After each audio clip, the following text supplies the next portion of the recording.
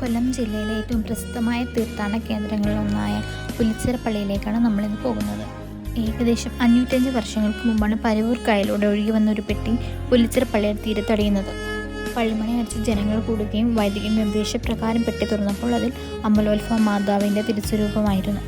തുടർന്ന് മാതാവിനെ പുല്ലിച്ചിറ ഇരിക്കണോ, മറ്റേതെങ്കിലും ദേവാലയത്തിലാക്കണോ, മറിച്ച് പെട്ടി ഒഴുക്കി വിടണോ എന്നുള്ള കാര്യങ്ങൾ 3 നറുക്കായിട്ടപ്പോൾ മാതാവിന് പുല്ലിച്ചിറ മതിയെന്ന നറുക്കാണ് വീണത്.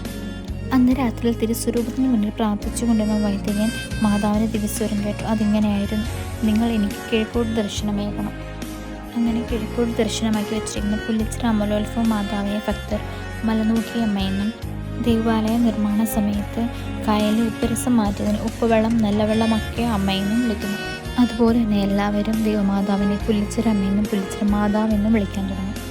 പാളയം കയറും ഉപ്പുമാണ് ഇവിടുത്തെ ഒരു നേർച്ച. പെരുന്നാളായതുകൊണ്ട് ഇഷ്ടംപോലെ കടകളുണ്ട് കാണാൻ. ഇത്രയേ ഉള്ളൂ. ബൈ.